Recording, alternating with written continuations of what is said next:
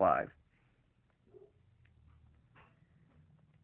Welcome back to the 12's and Stars Sports Talk podcast. I am your host, Wardang Sports, with my co-host, Prescott Season, and we are very excited to bring you the third episode of this podcast. We have lots to go over with Monday night, with this past week's games, our power rankings, maybe a little college talk, circus of the week. We have lots to tell you about and to discuss.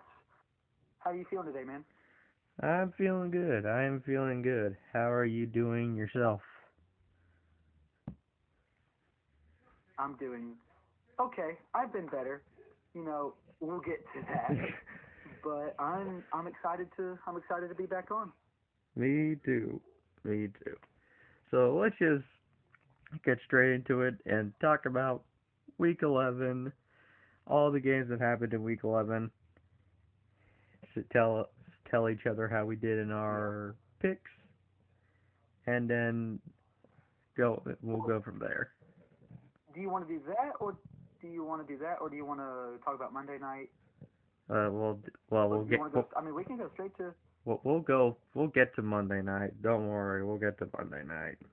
Oh yeah, true, very true. So All right, I got you. let's just start with like some of the less meaningful games, and then we'll get to some of the bigger named ones. J- Jets Okay. Patriots on Talking Thursday. about this past week, right? Yes, Jets Patriots on Thursday. 27-14, Patriots win. Honestly, a lot better for the Jets than I had expected it to go. I expected it to get absolutely shelled, but Travion Henderson for the second week in a row looking like an absolute beast. I'm glad that they're finally using him and that Drake May's just an absolute dog. There's not much to talk about this game. The Jets looked the Jets, besides the one early offensive drive they had, looked awful, and they could not stop the Patriots machine from steamrolling them for God knows how many the umpteenth time this century. Mm-hmm. Next up, So when it came to this game, oh, when it came to this game, I do just want to mention this. Trevion Henderson is a dog. He accounted for three touchdowns, all and all three in the win. just, he's really come out as the premier back in New England. I feel like we talk about that, but it's good to see someone earn it and become and like be earn their spot on a roster, work up the position chart, and then really just start cooking. Exactly. It, in my opinion, he should have been like the starting back for like as soon as the fumbling issues for Ramondre really came to a head against the game in the game against the Mm-hmm. Steelers. Like I feel like he should have been given the opportunity immediately, but better late than never. He's finally coming on, and he's an absolute godsend for the Patriots, whose run game has really been lackluster to start the season. Mm-hmm. So now we shall get to the Sunday slate. Starting off in Germany, I believe, Belgium, with commies losing to the Madrid. Madrid, excuse me, with the commies losing to the Dolphins 16-13. The Dolphins continue to ruin their precious tank while the absolutely destroyed Commanders are leading to a perfect tank, hopefully getting a nice draft pick and improving that roster. There's not much to talk about in this game. Like this was such a nothing Yeah, burger of a not much. yeah. there's just some of those games that feel like absolute nothing burgers. This was a nothing burger of a game. Like serious, Yeah. yeah. Then Mm, same. yeah. Sorry. M- No, you're good. Um, I really didn't mean to cut you off. Sorry, but I really just want to talk about, and I know that's what I think we're looking at the same sheet. We want to go. We were going to do this anyway, but I have to, as soon as possible, talk about this Panthers Falcons game. I mean, the Panthers winning in overtime with behind the arm of Bryce Young throwing for a franchise record 448 passing yards. It, What is he on? Bryce Young completing 31 of his 45 passes for 3 touchdowns. I mean, no picks. I was confident in the Panthers, but I didn't. Yeah, no It, picks. Efficient football.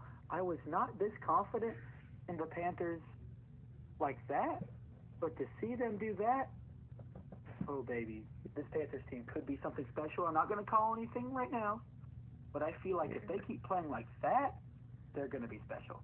yeah. Well, th- th- like this is one of the teams that drives me up a wall. Both them and the Falcons. At least we know the Falcons are bad, inconsistent. The Panthers are just so completely inconsistent. They're the Bryce Young of teams. They can look like absolute dog crap any given week, i.e., the Saints game last week. And then they can do what Bryce did this Sunday against Atlanta and play like a top 10 quarterback in football.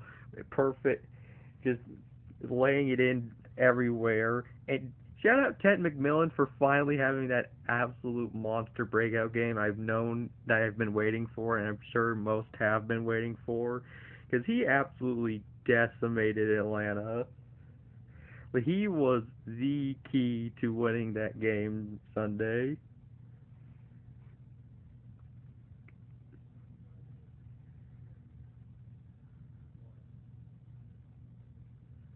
Absolutely. Um, moving on. I mean, again, here's another really nothing burger game.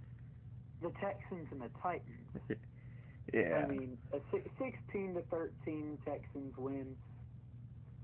I'm not moved whatsoever by either of by this win or the the Texans. I really just am not moved. Yeah. I was really high on the Texans, especially with um, the season they had last year.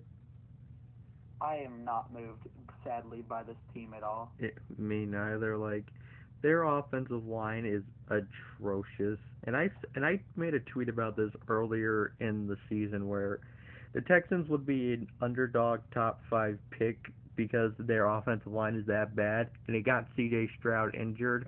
Obviously, they won't be top five because that defense is so. It is a world beater of a defense. So no matter what the offense does, the defense will win them games. But like you are not going to win anything major while you have the offense that you do. Bob, somehow Bobby Slowick is the better offensive coordinator than whatever they have right over there right now, because that offense went from mediocre to flat out bad, and they're ruining C.J. Stroud in record time.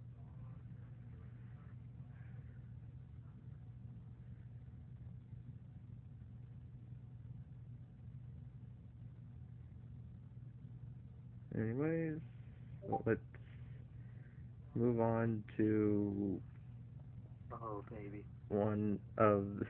Bears Vikings. Oh yeah. Bears Vikings. Nope, I am not gonna let you talk. You shouted the Bears last week when I put them in my power rankings. You said that they were a little fraudulent, which they kind of are. Not. The Bears win a nail biter in Minnesota. I mean, Caleb Williams looked good. He had 193 yards, 16 for 32 with no passing touchdowns. I mean, this was a game primarily won off of the leg of Cairo Santos, but it's still, I mean, what good teams do is find ways to win games, no matter in any way, shape, or form. Win the game at all costs, Shout and out that's what Cairo. they did. Shout out Cairo Santos. Fantasy ownership skyrocketing this week.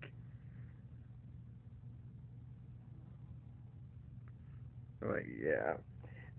Hey, Chicago 7-3 and they lead the division. Congratulations, Bears. Maybe that whole Ryan Poles, we're gonna own the North and never give it back quote can finally age well. Well, we'll see. Caleb's still a little bit inconsistent, though his receivers dropping passes isn't helping either. Again, you could probably still trade DJ Moore for value because it doesn't seem like either party really just wants to stick around with each other right now. But yeah, Chicago, you're 7-3. You lead your division. Congratulations. You proved me wrong. And yeah, you keep hold of this because you have just like the rest of the NFC North. You are you are going to have a gauntlet to end the season. Hmm.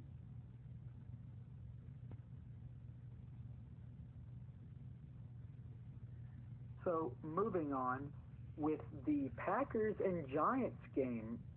I mean, I mean, at face value, this was just going to be another blowout. But I mean, the Giants made it a game. I mean, Jameis Winston played a great game. He passed for, or not a great game, but he passed for 201 yards with with a rushing touchdown. I mean, he played a solid game considering what they who they were going up against. I mean, it was a good game from Jameis, but again, what good teams do is find ways to win no matter what, and that's what the Packers did. Including I mean, four. Romeo Dobbs had a solid game. It was really an Go ahead. I'm sorry. huh? Uh, I was gonna cut in You there. are no, you're good. I was gonna cut in there and say that even though the Packers had four dropped interceptions were like, yeah, this game was much closer than it should have been.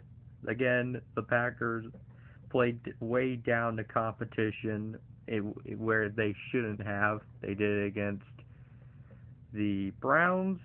They did it against a Panthers team who at that time most of us saw as still kind of a bottom feeder. Now are starting to at least get into fine team territory. And now you do it against the Giants and you let them stay in for way too long.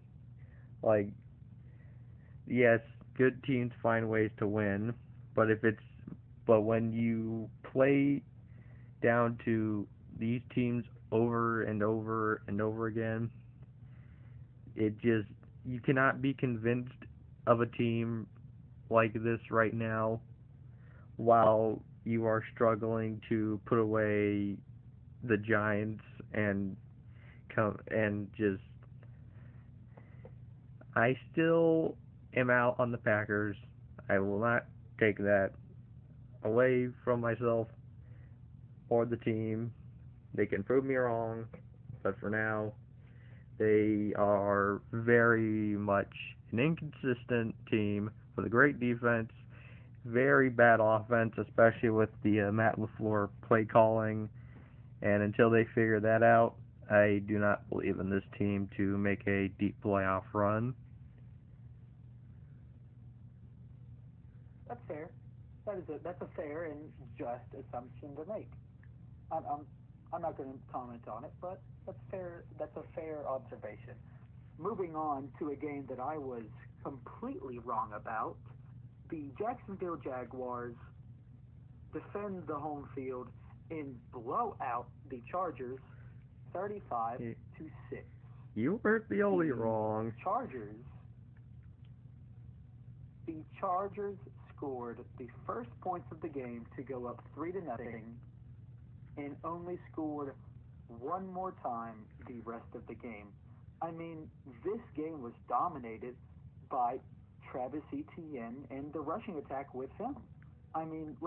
Just looking at his stats right here, he didn't even lead the team in yards, but he still had 73 yards off of a 19 carries with two touchdowns.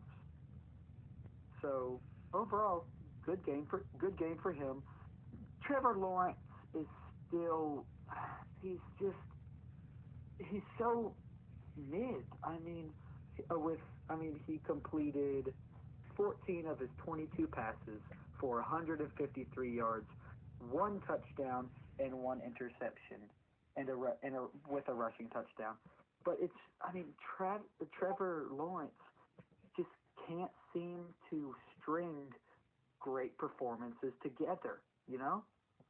I will never forgive Urban Meyer for completely stagnating this man's growth.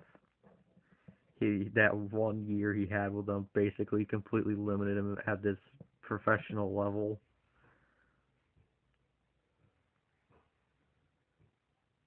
Hmm, I absolutely. There's not a whole lot to talk about there. Completely dominated by the Jaguars. I mean, it's Chargers gonna Charger apparently. Now moving on to one of the better games just in general in football lately. The Buffalo Bills beat the Tampa Bay Buccaneers 44-32. And this was a game where it was just a kind of a and it's both a good and a positive when it comes to this. A signature Josh Allen game with over 300 yards passing, three passing touchdowns, like a three, two rushing touchdowns. three Yes, rushing. three rushing touch, three rushing touchdowns. But the thing is, he also threw two picks. So Josh Allen every time it seems like he can't really have a like really clean game. This is a great game by him. He accounted for six touchdowns. I mean, I myself am a fantasy owner of him, so I was very pleased. But again, if you want to win a Super Bowl like they do in Buffalo, you have to have games like this without the interceptions. When it comes to the divisional round, AFC Championship, the Super Bowl if they make it, it depends on what team makes the least mistakes. And if I, they I keep making these mistakes like this, I don't know, man. it, I don't know it, about the Bills. But still, great game from the Bills, beating a top team in the Buccaneers. yeah. But Buccaneers still won the turnover battle, and they could not win this game. The Bucks just seemed to be outmatched in that second half, where the Bills just started, especially in that fourth quarter, where the Bills just started to finally pull away. The limitations of this team might start to be showing here in the middle of the season. Still think this team's good. Still think they can make a underrated playoff run, a deep one. But the Bucks are not. The last couple of games for the Bucks have just been letdowns against teams that have played fantastic football. In order to prove you truly are in the same realm as those teams, you have to win these games. They lost the last two to New England last week and to Buffalo this week.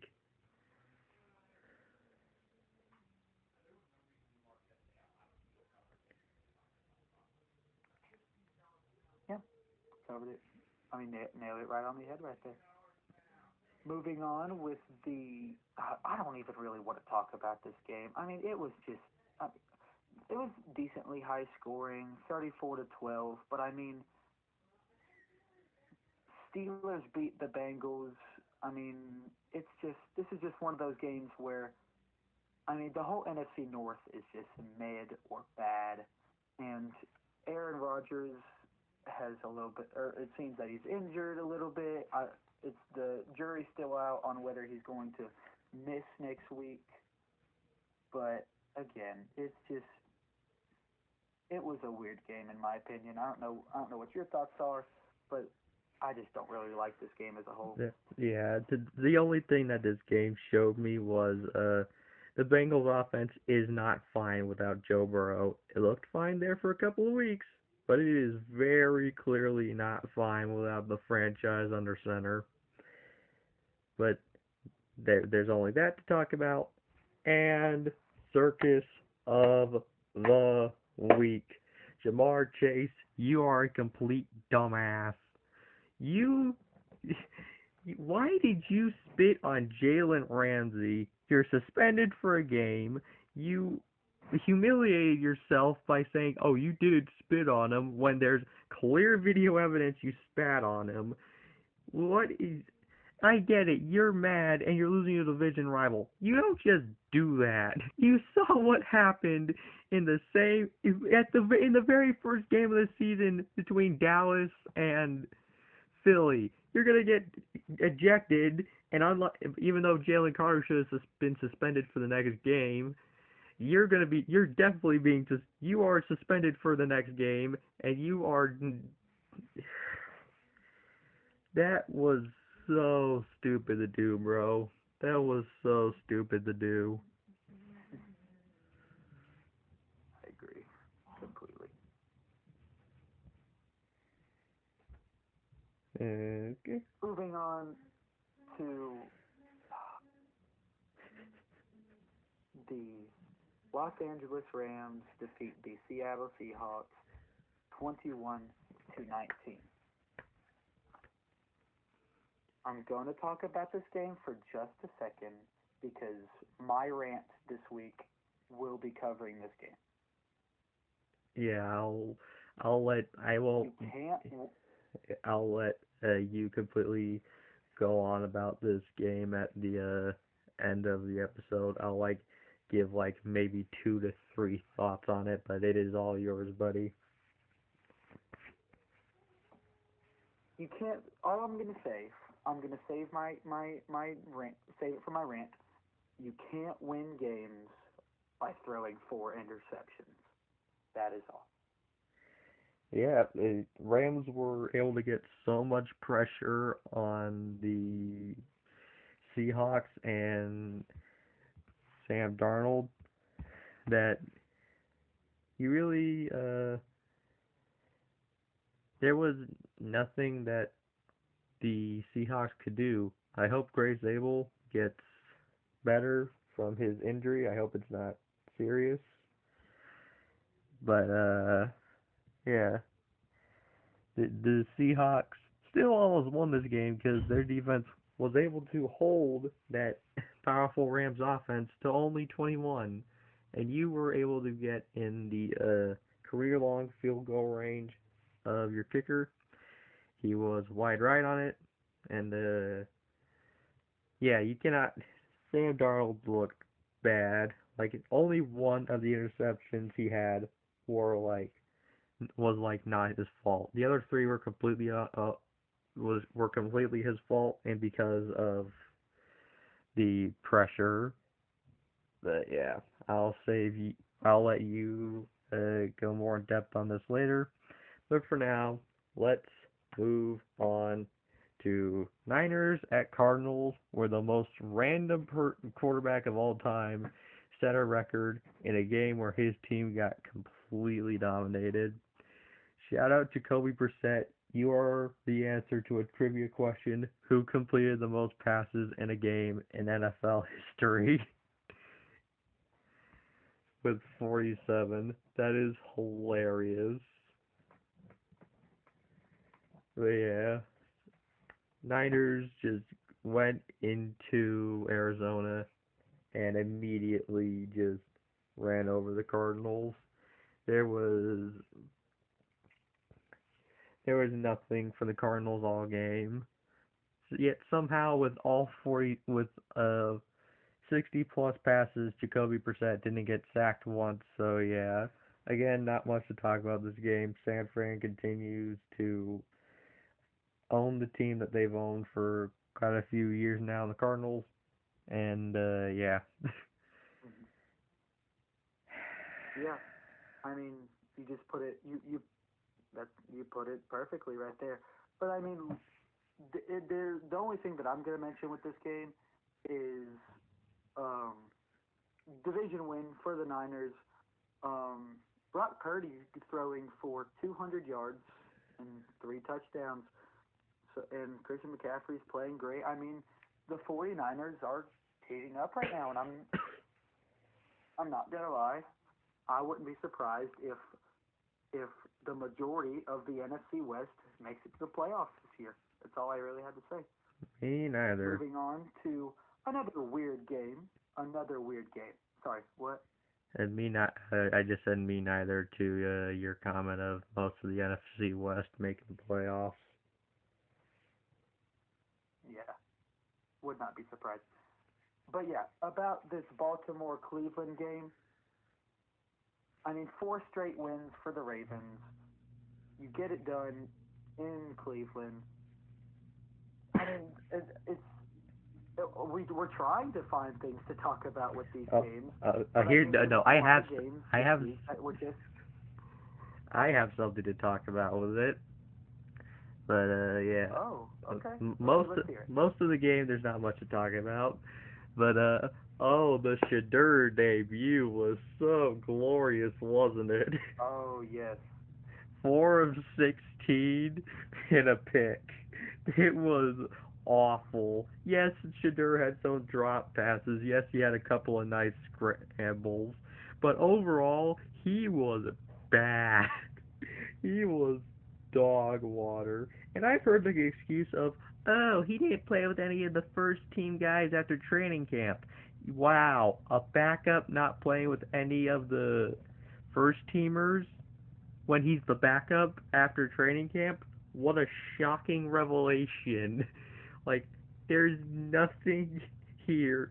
And the amount of fanboys that have come out for Shadur defending this performance is absolutely pathetic, dog. Like, oh my god. They're worse than Fields fanboys, and it's not even close.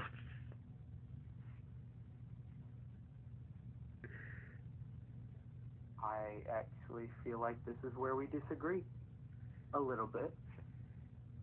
Shedeur Sanders is passable at the quarterback, but I mean, the only reason we talk about, I mean, hey, he had some good scrambles. The offensive line is not good at all.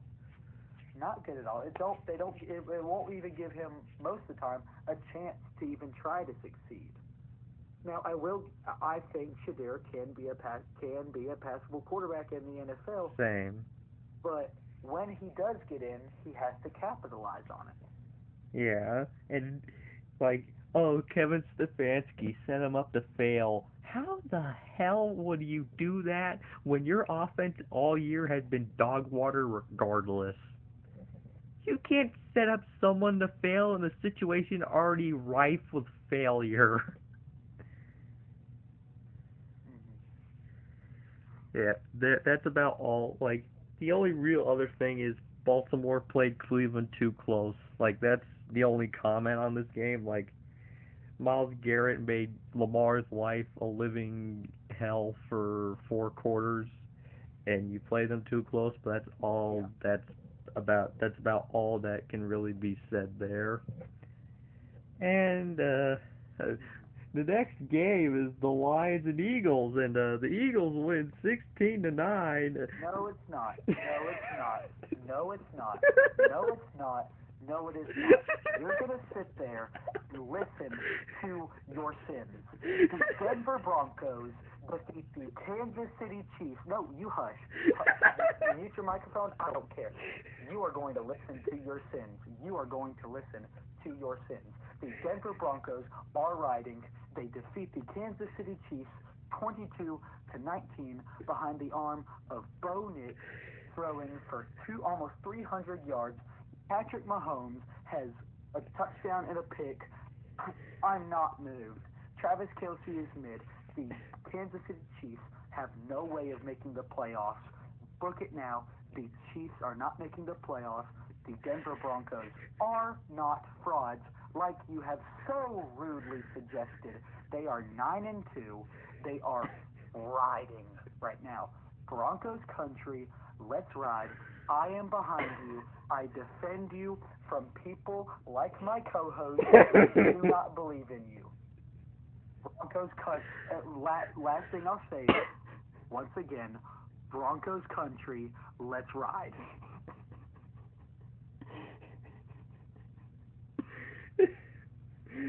Oh.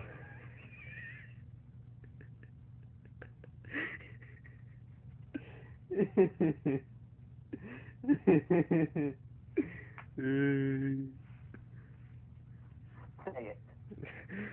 Oh. Congratulations, Broncos, you beat the Chiefs.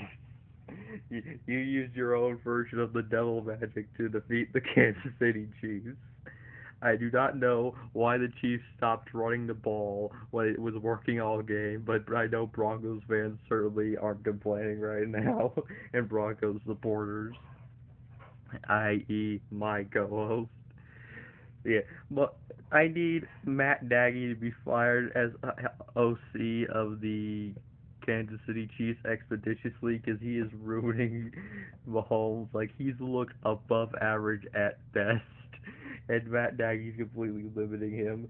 But even if there was, there's a certain OC in Chicago by the name of Eric Bieniemy that you certainly would love to have back right now. But yeah, the Broncos, even still, I'm that Broncos defense would it probably if there's not much I can say. The Chiefs look bad. They just look. The defense is good. The offense is bad at times, and it came to a head Sunday where the Chiefs finally might have killed their any chances of the playoffs. Of course, that's yet to be sealed. The the the teams in front of them, the Jaguars and Texans are exactly the most consistent teams in football. So maybe they can lock themselves into a seventh seed.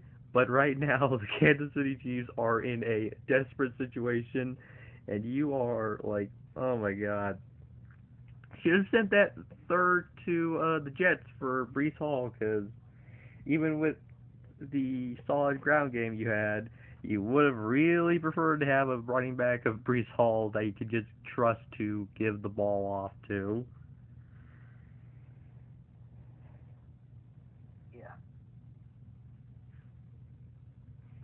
Now we can move on to the Detroit Lions and Philadelphia Eagles. Sunday night football. This was Now we can talk about this. You tried. You tried. You tried to gloss over our football savior Bo Nix. No, I will not let that stand. where's the God The Philadelphia Eagles. where's the God bless Bo Nix soundbite? I need to play that. I don't know. Bo Nix lover on Instagram is just eating right now. Anyway, we gotta go on. The Philadelphia Eagles defeat the Detroit Lions at home on Sunday Night Football in another low-scoring game. Jalen Hurts, no passing touchdowns, only throwing for 135 yards. Saquon Barkley, 83 yards off of somehow 26 carries.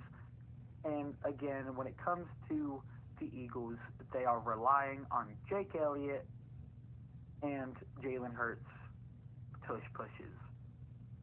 But again, it's hard to not beat a team that played as mid as the Lions. That it so a couple of games this year, that Frank Ragnow retirement right before the draft has kicked the Lions in the worst way possible. And it came to a head in prime time against Philly, where Jamin Davis and Jalen Carter absolutely ate them up, and the new guards and new center inside. They could not block them to save their lives. And Jared Goff, with the amount of Jared Goff is not a good quarterback under pressure. He's not. That and that really just came to a head where he played a god awful game Sunday. And I'm not gonna go after Dan Campbell for going in on on fourth like 4 or 5 times and not getting a single one, because that's just what he is. That's what he is as a coach, and I'm not gonna knock him for that. But Goff on those fourth downs was god awful. He missed so many of the targets he had, and the only time they ran it on fourth, Jahmyr Gibbs got stuffed. You made Jahmyr Gibbs basically become a receiver on Sunday and had him take so many screen passes. It's ridiculous. You could not get anything going. And while even if the Eagles offense is bad, when you have the quarterback on the opposing team playing like Jared Goff did, you're never winning a football game. You cannot win games like that unless you're in like 1950 or something, where it's like 3-6. Like, it was atrocious, Goff's performance. And the Lions, this game might have just lost them the North if the Bears can continue to just eke out win after win after win.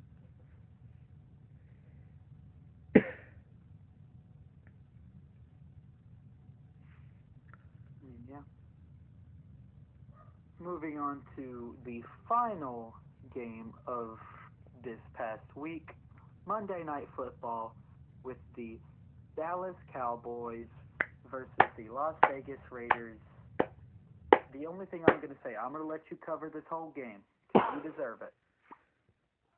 Two things. I have two things to say. Brian Schottenheimer, as a coach, has been questioned in the past, but you have got to just. I mean, it's hard not to rally around him the way you see him talk to his players, talk about his players, and they made someone proud. They made someone proud this week. Absolutely. This game was for Marshawn Nealon. The rest of the season is for Marshawn Nealon, and they played like it last night. They complete that defensive line ate up that Las Vegas offensive line alive. Quinnen Williams, for the first time this season, looked like Quinnen Williams. 7 pressures, 3 quarterback hits, a sack and a half. One of the best performances of his career. Kenny Clark looked like Kenny Clark for the first time since week 1. Also played well on pass downs. The entire Overshone and Revel, the few snaps they played looked amazing. Logan Wilson in his first game as a Cowboy was a solid linebacker. Something I've been looking for all season. Kenneth Murray starting to find his way. And that offense, even with the slow start, after the first 3 drives, they went off and running, and GP might might be a top 5 receiver in football at this point. I do like the connection he has with Dak. I know the Cowboys are probably just going to franchise tag him and wait till next offseason because that's what these guys do. But this connection him and GP has, it is special. And why? And at this point, it's obvious how this is going to go. 1 week, CD goes off for 8 catches, something, something or another. GP goes off for 4 for 80, something, and it's going to flip flop between them. Javonte Williams again looks strong. Jake Ferguson tied in the NFL for most tight end receptions for touchdowns. The offensive line was absolutely outstanding, and it was just having that Marshawn Nealon jersey. on the Cowboys sideline was absolutely beautiful. This team played for Marshawn. It's going to continue to play for Marshawn all year, and this is the first game in a stretch heading into the stretch that it is of a pretty tough stretch of games where you of like 4 to 5 really tough games, which you all have to win basically all of them in order to make the playoffs. And with how rough the Eagles have been looking, with the Chiefs looking like they are, the Lions' interior offensive line should is not good, and with Quentin Williams, Kenny Clark, and Osa on the field, that should get eaten up. You might legitimately be 3-0 in the next three if if the Eagles can't stop your offense and the Chiefs just looked like they did this past Sunday against Denver. This was the best I felt uh, for the team all season, and it was incredible to finally just watch us like having an elite D tackle for the first time for my team. It was a special watch because it looked like they couldn't stop it, Quentin Williams to save his life. I just gotta hope that Matt Eberflus, now with some of the personnel back, his defense will improve. If it's once again, if it's like top 20 to 16, this team is very dangerous, especially with the pressure that we have been able to show and exude upon the opposing offense for the past 2 weeks. Again, the past two games between the Raiders and Cardinals.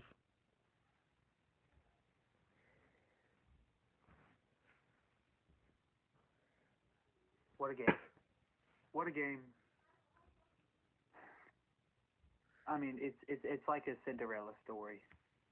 Good for the Cowboys. Good for Cowboys fan bases. And again, they made someone proud this week. Oh yeah, and they made it. And just in yeah, two. Go ahead. And the last time they made a trade to the similar caliber to the Quinton trade in the Amari Cooper trade, they went 7-1 and made the playoffs. So maybe. Who knows? In my pick'em this week, I went 11-4 with my only like bad losses being about the Buccaneers and the Seahawks. And Jaguars. Because Oh yeah, Jaguars. I completely forgot. yeah, same here. I was right on the Bills pick, but I was wrong on Seahawks, on the Broncos, and on the Eagles. Other than that, I was a crisp 11-3.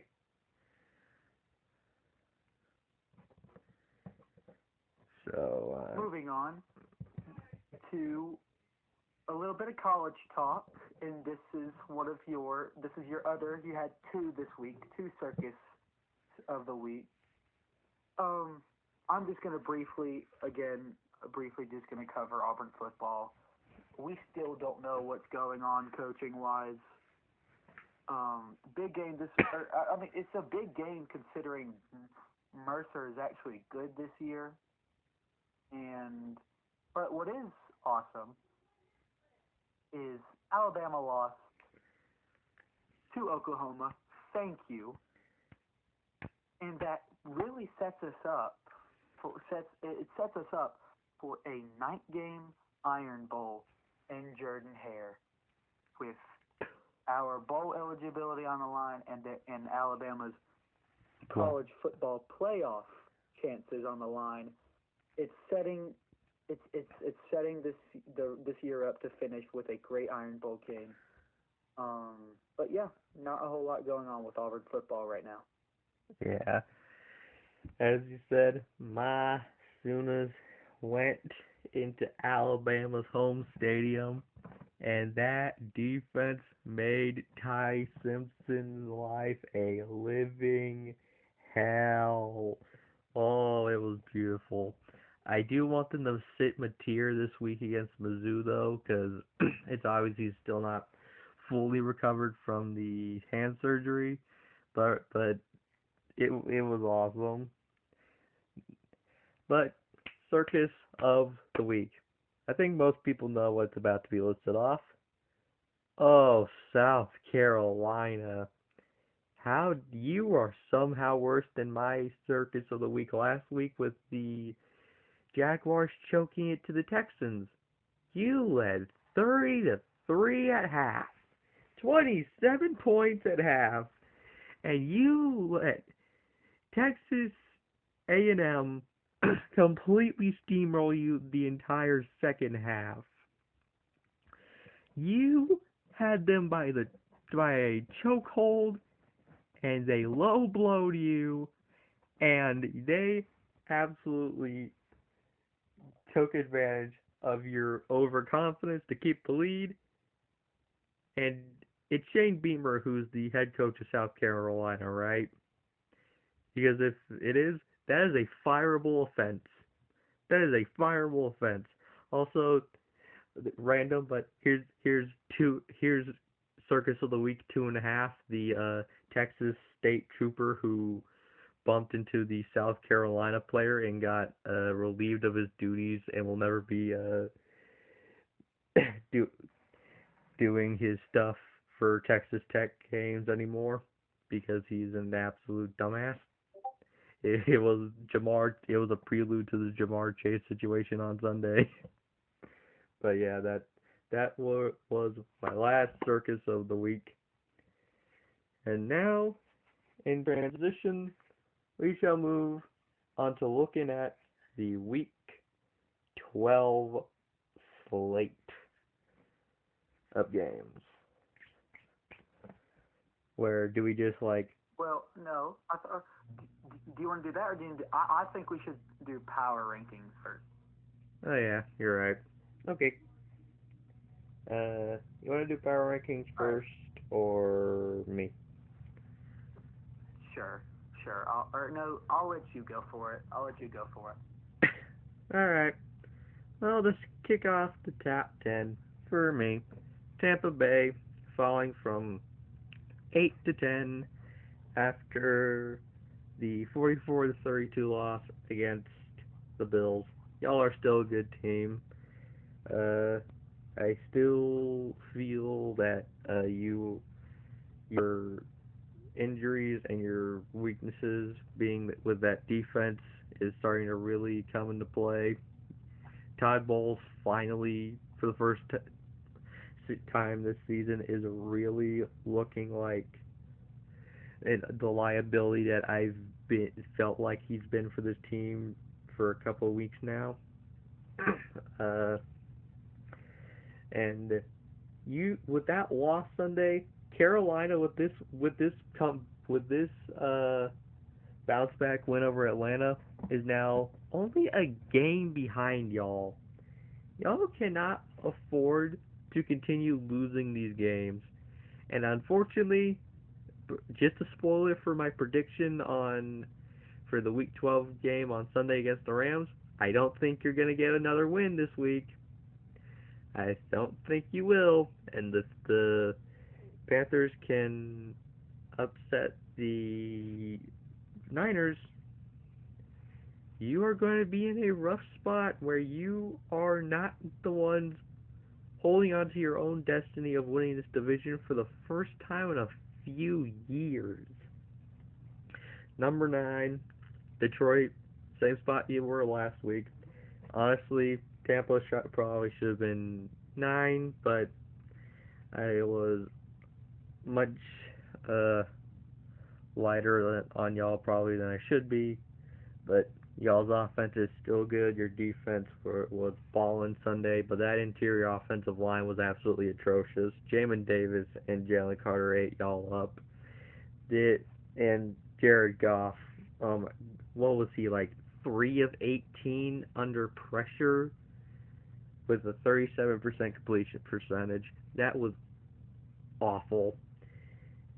Uh, you absolutely need to have a get back win, which you absolutely will against the Giants. And if you don't, then oh my good God, you might legitimately be more fraudulent than the team that's in number 8, and that is the possibly Aaron Rodgerless Pittsburgh Steelers.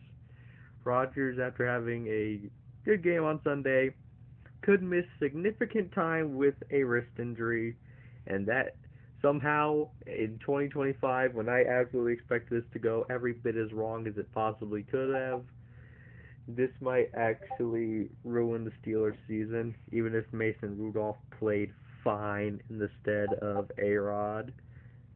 Again, I still think y'all will.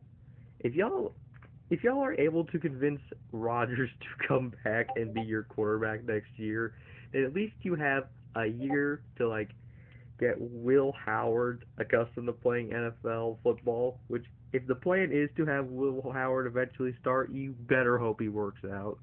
If not, you might as well get ready to chuck Tomlin under the bus and finally move on from the perpetual era of 9 and 8. Number 7, the Bears. The Bears leading the NFC North, undefeated in one-score games this year. And yeah, I still think y'all. I've seen this before where a team is absolutely wonderful in one score games. They win them over and over and over and over again. And those turn into the 2021 Minnesota Vikings. Oh, wait, it is 2022 Minnesota Vikings. And the 2024 Kansas City Chiefs, where the Vikings got absolutely dog walked by the Giants. Well, they didn't get dog. Well, yeah, they got dog walked by the Giants in the wild card, and the Chiefs got absolutely embarrassed in the Super Bowl against Philly. Maybe you can change it, but with previous evidence of one-score games, y'all are y'all are a concerning team for me, especially with the amount of drop passes Caleb Williams still has to deal with. It is mind-boggling. Yes, Caleb's inconsistent, but your receivers aren't exactly helping him.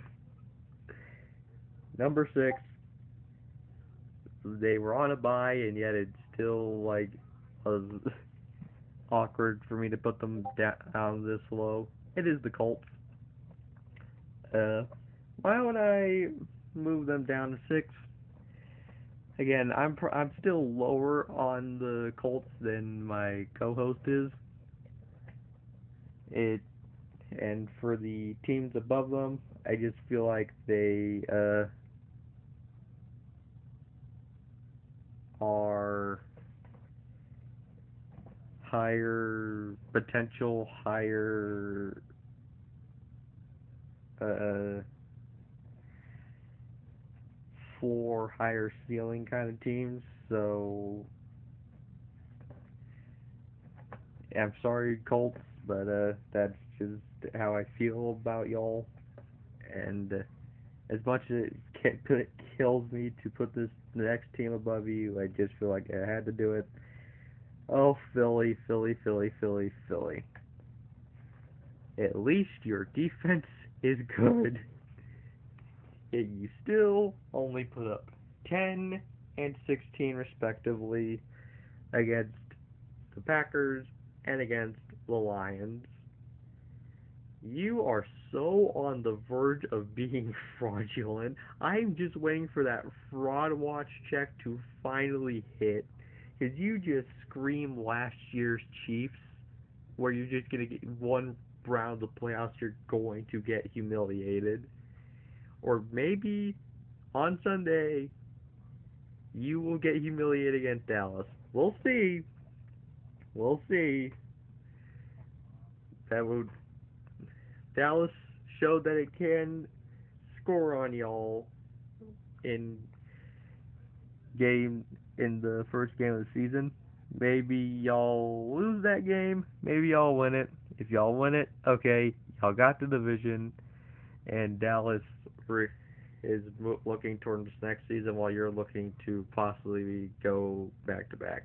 I don't think you will, but here we are, and I still just want you to stop being so maddeningly inconsistent. Number four, blank team. Let's move on. Number four, the Denver Broncos. Oh, Denver, Denver, Denver. Similar to the previously listed team. This kills me to put you up here, but only for a different reason.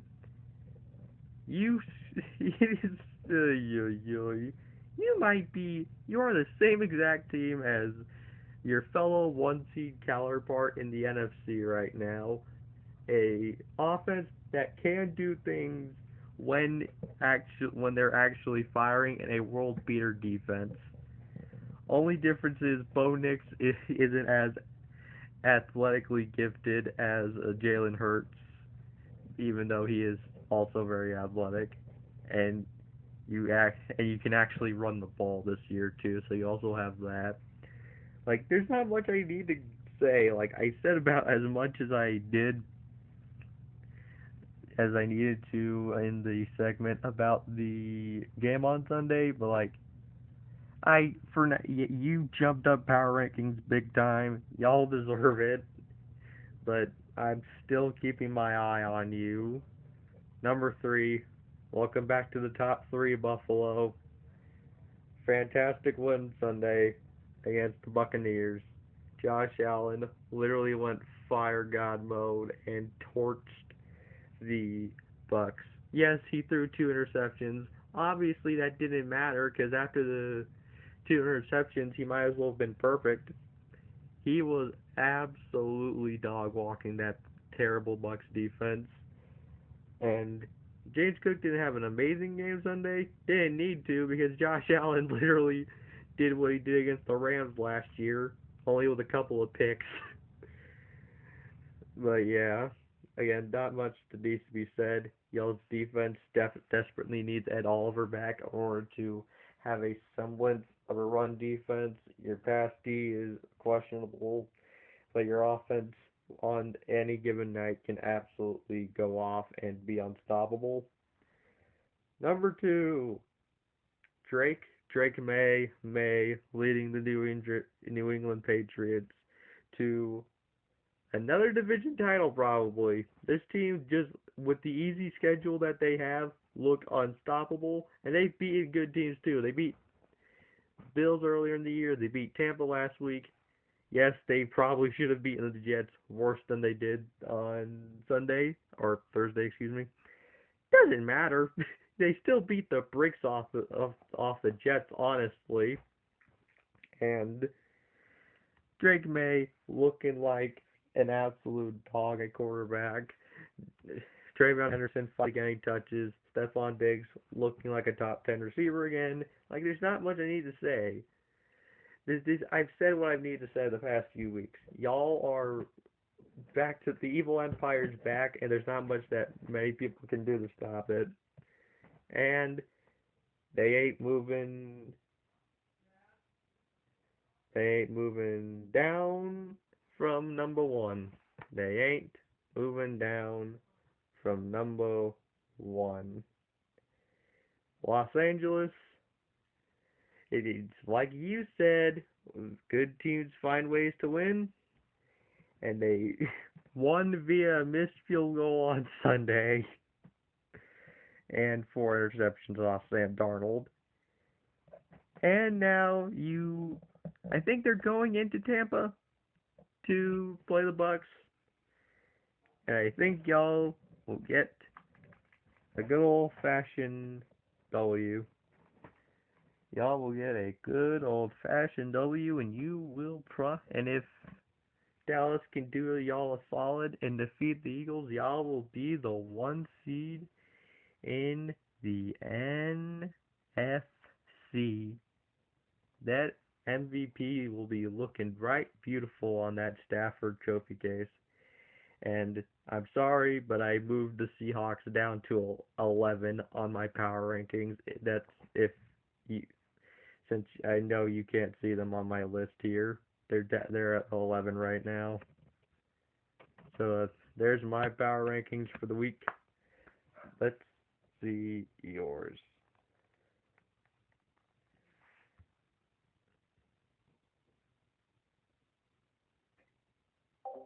It was a tough game.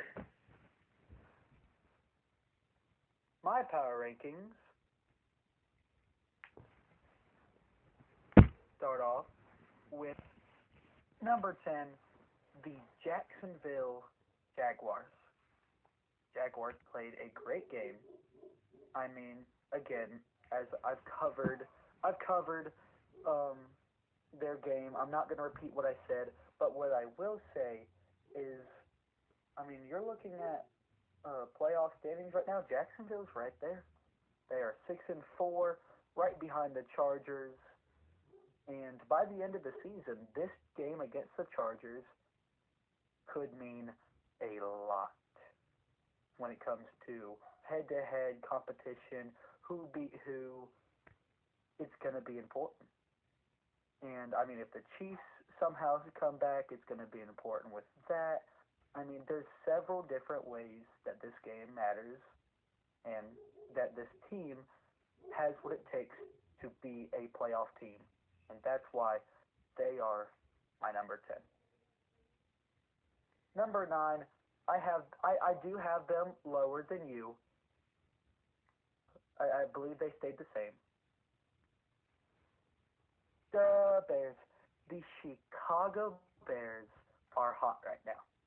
The Chicago Bears are hot right now. They're 7-3. They haven't lost. They haven't lost a game since almost a month. They've they're beating. Now I will say their record is a little fraudulent because of the teams that they have played. But again, I can't look at the Bears and not notice them. They are playing good football. Caleb Williams is playing good football. The defense is doing what it needs to do. This team is slipping just nicely, very nicely, into the playoffs. If they keep playing like this, especially right now, they are the number 3 seed in the NFC. So there you go. Number 7, the Tampa Bay Buccaneers. I'm not, again, with most of these, I'm not going into the all these games again. But Baker Mayfield is still playing good. Or sorry, I skipped a team.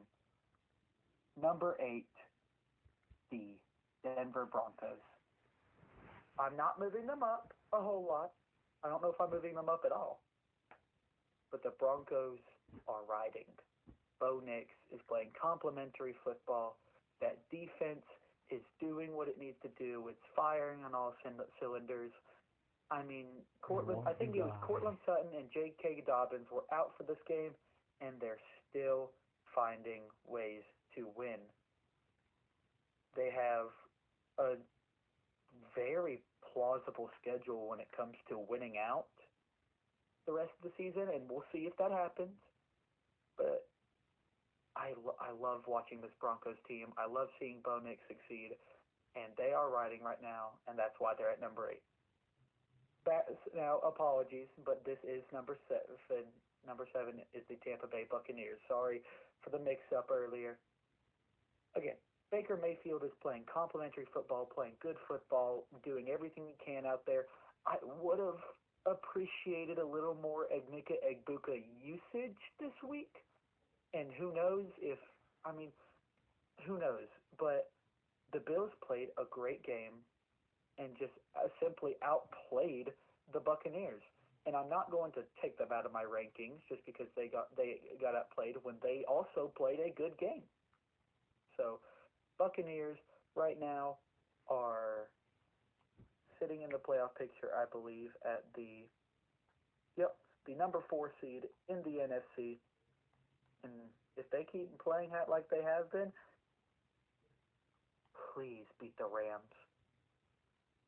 Then they will end up in then they will end up in definitely the upper echelon of the NFC and maybe even the NFL. Number 6, back into my rankings, the Buffalo Bills. See, this is the Buffalo Bills that the league is scared of. This is the league, or this is the team that the league knows they can beat. But when it comes to the Bills, they can't have a stinker after this. They play the Texans again. We remember the Dolphins game that they lost was right after a win versus the Chiefs. You can't sleep on any team at this point if you're the Bills. You prove time and time again that you overlook opponents and just say, okay, we'll beat them, we're good. No, every game has to be looked at seriously from here on out. Because if you lose, if you keep losing to teams that are beatable, like the Texans or like the Falcons and the Dolphins, you're not going to go very far in the playoffs. And again, I believe that this is the Bills' season for a Super Bowl potentially. They're playing good football, but every game is a must-win. And honestly for the Bills, it's Super Bowl or bust. If you're Josh Allen or if you're John McDermott, anyone on that team, and you've seen the success that you have experienced without a Super Bowl, they are hungry for that, for a Super Bowl. But you can't eat up that W. You can't get a Super Bowl if you keep playing with bad teams and playing down to your competition. But again, they are also playing up to some of their harder opponents, and maybe that'll work out for them in the playoffs. Number 5, the Philadelphia Eagles. Number 1 in the NFC. Have one of the best quarterbacks in the league, one of the best running backs in the league. They just have to put it together. Because, I mean, the fact that the number 1 seed in a conference is below two teams in that same conference is weird to me. I mean, you can't keep playing like they have. You can't keep playing like you have if you're Philly. You have to lock in and realize that you have the weapons, the exact same weapons that you had last year, and do what you did. The Eagles are definitely still a contender, in my opinion, and definitely have a chance to win the Super Bowl this year. But if they want to do that, you have to realize what you have and lock in. I mean, that's all I can say. Lock in. I mean, this is a completely different Eagles team than we saw last year, and I believe up to this point they have a better record. I mean, it's just Eagles are weird this year. Number 4. I mean, I'm saving this for my rant. But number 4 are the Seattle Seahawks, and number 3 are the Los Angeles Rams. You'll hear. Number 2, the Indianapolis Colts. I mean, I'm not going to move them just because they were on a bye. The Colts are still one of the best teams in the NFL, and you cannot convince me otherwise. That's all I'm going to say. And again, another short explanation for the Patriots. Trevion Henderson is falling out. Drake May, like I was trying to say what you said, is playing awesome right now. He is an MVP candidate in his second year in the league. And if that offense keeps producing like it has been, and that defense keeps dealing, you have something special on your hands, Mike Vrabel. Don't ruin it. Yeah, I'm And sorry for. I'm sorry. that will end my power rankings again. Jaguars at 10, Bears at 9, Broncos at 8, Buccaneers at 7, Bills at 6, Eagles at 5, Seahawks at 4, Rams at 3, Colts at 2, and Patriots at 1. And yeah, I'm sorry, but I saw that. I've been seeing that meme like fly around, so I felt like I had to just bring it up. Mm-hmm. But yeah, No, you're good. My rankings were So, for our predictions. yeah, Oh, no, go ahead. yeah. What were you going to say? Bucks at 10 for me, Lions at 9, Steelers at 8, Bears at 7, Colts at 6, Eagles at 5, Broncos at 4, Bills at 3, Pats at 2, Rams at 1. So yeah, now let's get to the overview slash predictions for Week 12 of the 2025 NFL season. Woo! I'll go first. Pretty simple. The Buffalo Bills over the Houston Texans. Yep, This can be a trap game, but I am very confident in the Bills. same here. What were you going to say? You said, or did you just cut in? Yeah, I just cut in. Okay. I just said, yep. The Chicago Bears. Chicago Bears over the Pittsburgh Steelers. Whether Aaron Rodgers starts or not, I am just not confident in this Steelers team right now. I mean, they're 6-4, but it's in one of the worst divisions in football. Bears, Bears got that. Yeah, it's exactly what you just said. Plus, Do you have e- anything? Yeah. especially if Rodgers doesn't play, the Bears probably got this by a country mile. Even if Rodgers does play, I still do think the Bears are the better team, and that Steelers defense is not as good as it's been in previous seasons.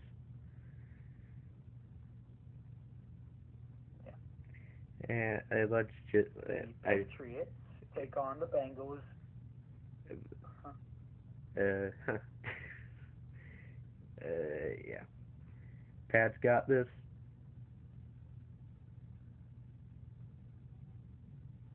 Oh, what's up? What'd you say? Pat's got this. Oh yeah, yeah. Pat's got this. We don't have to talk about it. Nope. Lions and Lions and Giants. I can't wait for it to be Dolphins and Bills Part 2. Just so we can be so Honestly, I wouldn't be surprised. just so we just so we can be so unbelievably wrong about a game we're confident about for the third or fourth week in a row.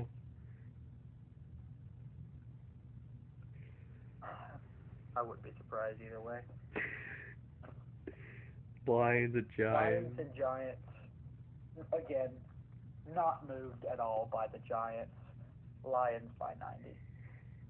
True. Packers and Vikings. Packers take on the Vikings at home. That could be a good game. But again, I have the Packers. I just feel like they're playing too good of football right now, and J.J. McCarthy is still feeling things out. I'm not very confident in the J.J. McCarthy experiment, but I can't wait to see 9 play football again. Boy, I can't wait to see that elite masterclass 9 puts out for us.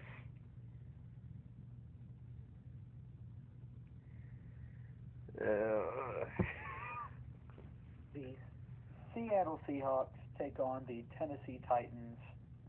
If we lose this game, we might have a 15-minute long rant, but I don't think we are. I think Sam Darnold is going to bounce back very nicely. I was about to just say there might be 15 holes in 9 walls in your house if y'all lose to the Titans someday. Perhaps. I think Sam Darnold's going to bounce back just fine. Titans aren't good. I'm okay. Yeah. Colts take on the Chiefs. Ooh. On ESPN Fantasy right now, it's 50-50. It's legit 50-50. I am too. I see that as well. I was just about to mention it. I think the Colts have this easily. Same. I can see Kansas City bouncing back, but I don't know if they can stop the Jonathan Taylor train from rolling through another city. Yeah. Next up, Baltimore Ravens take on the Jets. Both of these teams, I honestly, both of these teams are mid. Jets are just on the lower side of it. I have the Ravens. Jets in mid. Boy, the second that sentence is actually true, the hell is would freeze over. But yeah, Ravens are mid. Jets are Jets. My Jets are right there with the Titans, and the only reason they're not with records because the Browns decided to forget how to play special teams. But yeah, Ravens should get this easily. Well, I hope Lamar. I predict Lamar Jackson 5 touchdown passes here and now. Let's just get that out of the way. Next, Next game. Okay. First of, oh my gosh, this Browns and Raiders play in a game where I think even though their team's fans are hoping a meteor hits the stadium. very very true. I'm not a fan of either team. I hope a I have the meteor. Raiders. Yeah, I'm not a fan of either team. I hope a meteor hits the stadium. Nobody should be volunteering themselves to watch this. Yeah. Uh, I'm gonna go. It's gonna be. We might have a 3-2 game. We. I. That. I hope so. But I'm gonna go the opposite of you here. I'm gonna go Cleveland. Yeah, I know that Cleveland's offense is bad. Cleveland's defense. You thought the Raiders got eaten alive by Quentin Williams, Kenny Clark, Donovan Ezraku, and the Cowboys' defensive line? Miles Garrett, uh, Mason Graham, and the rest of that Cleveland defense is going to make them pulled pork sandwiches. That's how bad they're going to beat that Raiders offense down. And at least the Raiders defense might be bad enough for Shador to actually have a decent performance this week.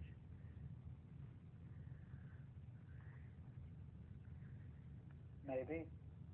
Moving on, we have the um. Jags and Cards. Yeah, I lost it. it, Jaguars have this easily. Not much to talk about. it, Unless unless Jacoby Brissett has the potential to go off, but I have the Jaguars. if the Jaguars lose this game, I'm punt. You have to hit the self destruct button on the franchise. You can if you lose this game, I don't know what to say. But yeah, Jaguars got this. Agreed. Trevor Lawrence, please play just mid. Hey, I beg of you, just play mid, not have one of your bad games. Yeah. But now, Eagles and Cowboys. I have the Eagles. yeah, one of the biggest games for the playoffs period for both teams. Eagles win. They keep the 1 seed no matter what. If Dallas wins, your playoff hopes not only jump up from the pits that they currently are, you prove that you can hang with a team that is that yes, the Eagles are still a good team. They're still a good team. And you can hang with a team the caliber of Philly. This season's not only back on, it is well alive. And you know I'm never picking against my boys. Cowboys over the Eagles in Arlington, a place that the Cowboys have not lost against Philly in the Jalen Hurts era when Dak Prescott is healthy. Give me Dallas over over the Devil Birds.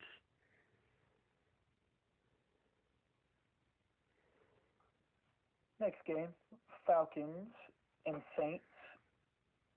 Falcons versus a punching bag? Question mark. I think the Falcons are going to win just fine.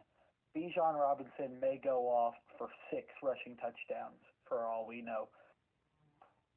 Uh, this is gonna be weird.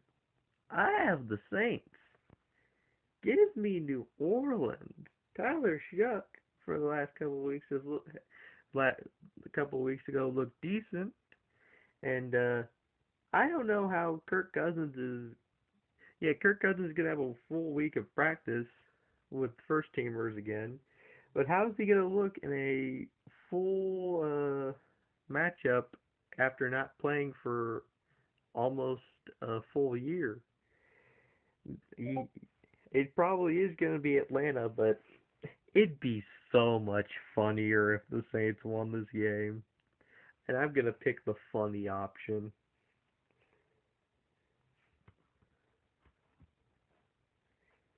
Next game, Rams and Bucks. I already said my Big pick. game. Yep. It is going to be the Rams on my end. I just Big feel game. like the Rams are the better team, and the Bucks' flaws have been really, really obvious the last couple of games for them. And Los Angeles just seems to be getting better and better each week. So give me the Rams. MVP Stafford train continues.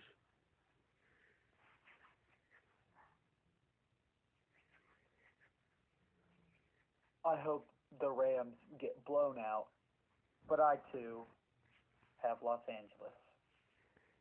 Completely fair. Monday Night Football is a potential trap game, honestly. The Carolina Panthers go to San Francisco to take on the Niners, and on ESPN Fantasy, it's 90% have picked the Niners, and I also have the Niners in this game, but I think the Panthers have a fighting chance. Same here. I picked Niners, but I would not be surprised, especially if Bryce Young can continue off his strong performance Sunday. Now that's asking a lot. He's a very inconsistent. He's been a very inconsistent player so far in his career. But honestly, I could see him running, just going off against a still injured 49ers team and really showing that, yeah, I'm your guy heading into the future, Carolina. You did not make a mistake trading everything for me. I will prove myself to you. But even still, I do have San Fran. You just gotta hope. But if you are Carolina and you want to win this game, you gotta stop wide receiver number one, Christian McCaffrey, from going off for 150 yards and 12 receptions, and occasionally lining up in the backfield for like 2 runs.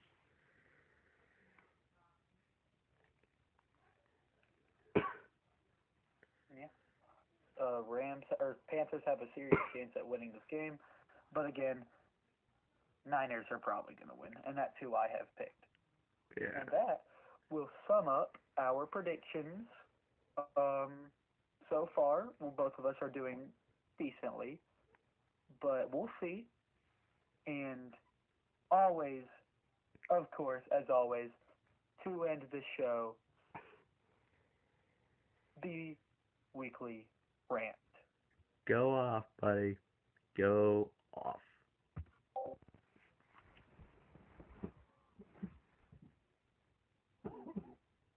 This past Sunday, the Seattle Seahawks take on the Los Angeles Rams in a divisional matchup between two of the top teams in the league.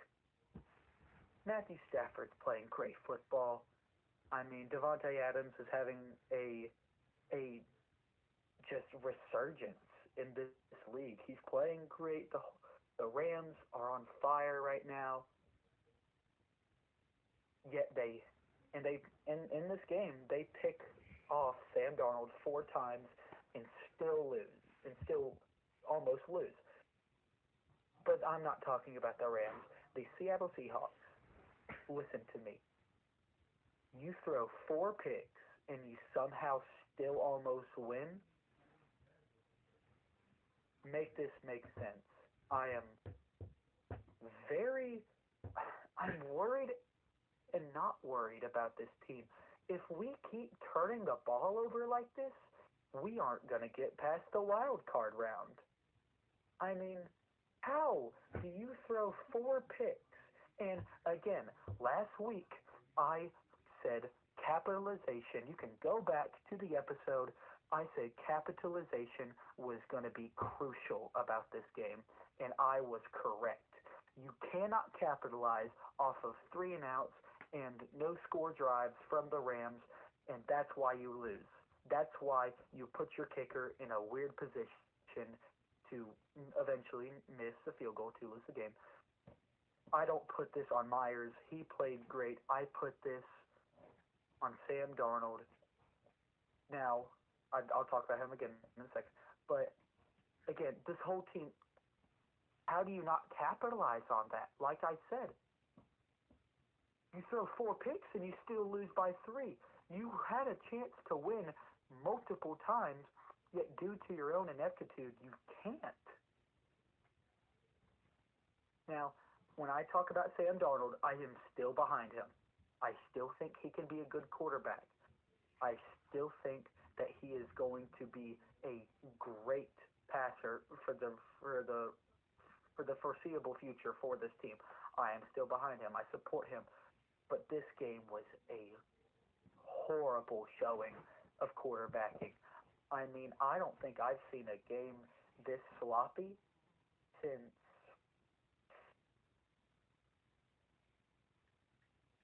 honestly can't think of another game right now. That's how bad it was. You can't get the running game going still. I mean, JSN is still on pace for 1,900 yards. Use what you have. Get the running game. Use this game against the Titans to get your running game going, to get your team together and say, look, what happened last week does not define us. Let's go win this division because this division is still very wide open. You still play the Rams again in the future.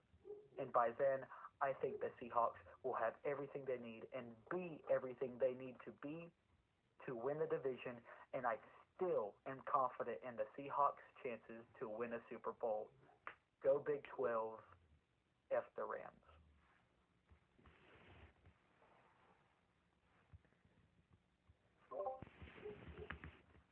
Good rant, good rant. Well, that should put an end to episode 3 of Yeah. the 12's and Stars Sports Talk podcast. I'm one half of the host, Prescott Season. My co-host, War Dang Sports, and I thank you for listening in. We love every one of y'all. Thank you so much for letting us have an hour and a half of your time. And God bless y'all. Have a good rest of your night, day, or whenever you're listening to this.